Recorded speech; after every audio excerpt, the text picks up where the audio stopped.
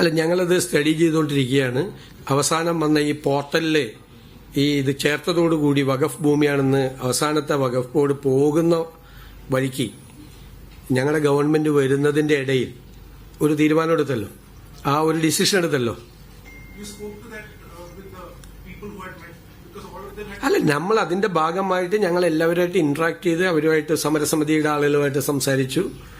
എല്ലാവരുമായിട്ട് ഞങ്ങൾ സംസാരിച്ചുകൊണ്ടിരിക്കുന്നുണ്ട്. ഇതുമായിട്ട് ബന്ധപ്പെട്ട് ഒരു തീരുമാനം ഉണ്ടാവും.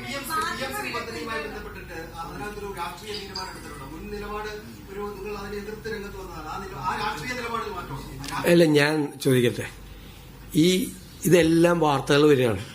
ഓരോരുത്തരും ഇഷ്ടമുള്ള വാർത്തകൾ കൊടുക്കുക. ഞങ്ങൾ ഒരു തീരുമാനം എടുത്തിട്ടില്ല. ഞങ്ങൾ തീരുമാനം എടുക്കും. ഞങ്ങൾ എടുക്കാത്ത തീരുമാനത്തിന് വാർത്ത വരികയാണ്. അതിൽ ലേബർ കോഡിന്റെ വിഷയമുണ്ട്, 2 PMCയിലെ വിഷയമുണ്ട്, 3 PMAYയിലെ വിഷയമുണ്ട്. ഞങ്ങൾ ആ തീരുമാനം എടുക്കും. ഞങ്ങൾ അന്ന് എതിർത്തത് എന്താ? PMC ഒരു കാരണവശാലും അതിൽ പങ്കുചേരില്ല എന്ന് നിരന്തരം പ്രഖ്യാപിച്ച ഒരു ഗവൺമെന്റ് മന്ത്രിസഭാ അംഗങ്ങൾ പോലും അറിയാതെ പോയി എഗ്രിമെന്റ് വെച്ചില്ലേ? എന്നിട്ട് മന്ത്രിസഭാ യോഗത്തിൽ വന്ന് അന്നത്തെ മുഖ്യമന്ത്രിയും വിദ്യാഭ്യാസ മന്ത്രി ഇരിക്കുകയാണ്. അവർക്ക് രണ്ടുപേർക്കും അറിയാം ഇത് ഒപ്പുവെച്ചത്. ബാക്കി CPI മന്ത്രിമാര് ആവേശത്തോടെ പറയാണ് ഇതിൽ ഒപ്പുവെക്കരുത്. അപ്പൊ ഒപ്പുവെച്ചിട്ട് വന്ന മുഖ്യമന്ത്രിയും വിദ്യാഭ്യാസ മന്ത്രിയും മിണ്ടി കൊടുത്തില്ല മന്ത്രിസഭയിൽ. മറ്റവര് പറഞ്ഞുകൊണ്ടേയിരിക്കുകയാണ്.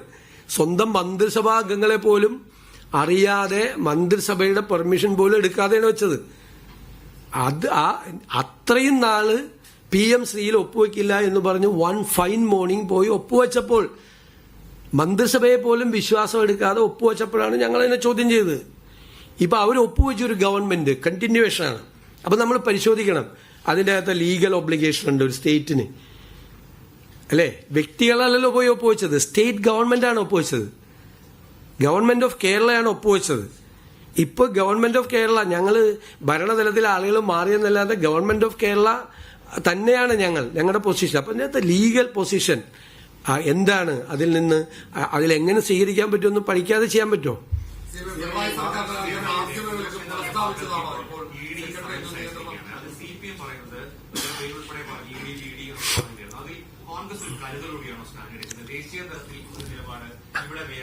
ഞാൻ ചോദിക്കട്ടെ, ഇപ്പൊ ഞങ്ങൾ പറഞ്ഞത് തന്നെ നിങ്ങൾ എന്നോടന്ന് അഭിപ്രായം ചോദിച്ചപ്പോ ഞാൻ അതൊക്കെ പറഞ്ഞല്ലോ.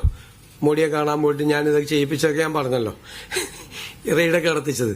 അത് കഴിഞ്ഞിട്ട് ഞാൻ എന്റെ അഭിപ്രായം ചോദിച്ചപ്പോൾ പറഞ്ഞു അതൊരു കേസ് രജിസ്റ്റർ ചെയ്ത് നടക്കുന്ന നടപടിക്രമങ്ങളുടെ ഭാഗമാണ്. ഒരു കേസ് രജിസ്റ്റർ ചെയ്തിട്ട് കോടതിയിൽ അവർ പോയി, ഹൈക്കോടതിയിൽ ഇത് അന്വേഷണം നിർത്തിവെക്കണമെന്ന് പറഞ്ഞു. കോടതി ആ പെറ്റീഷൻ റിജക്ട് ചെയ്തു. എന്നിട്ട് അന്വേഷണം തുടരാൻ പറഞ്ഞു. ഡിവിഷൻ ബെഞ്ചിൽ വീണ്ടും പോയി. ഡിവിഷൻ ബെഞ്ചും ആ പെറ്റീഷൻ റിജക്ട് ചെയ്തു. വീണ്ടും അന്വേഷണം നടത്താൻ പറഞ്ഞു.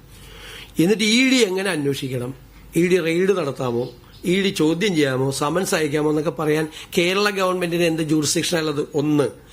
രണ്ടാമത്തെ കാര്യം, ഇതേ അഭിപ്രായമല്ലേ ഇപ്പോ ഈ സമൻസ് അയച്ചതിനെ കുറിച്ച് CPM പറഞ്ഞേക്കണത്? CPM പറഞ്ഞ എന്താ അഭിപ്രായം? നിയമത്തിന്റെ വഴിക്ക് പോട്ടെ എന്നല്ലേ CPM നേതാക്കൾ ഇപ്പോഴും പറയുന്നത്? ഞാൻ ചോദിക്കുന്നത്, നിയമത്തിന്റെ വഴിക്ക് പോട്ടെ എന്നാണ് ഇപ്പോഴത്തെ CPM നേതാക്കളുടെ പ്രതികരണം. അത് തന്നെയല്ലേ ഞാനന്ന് പറഞ്ഞത്? ഞാൻ ആദ്യം പറഞ്ഞത് ഇവർ രണ്ടാമത് പറയുന്നു എന്നുള്ള വ്യത്യാസം മാത്രമേ ഉള്ളൂ.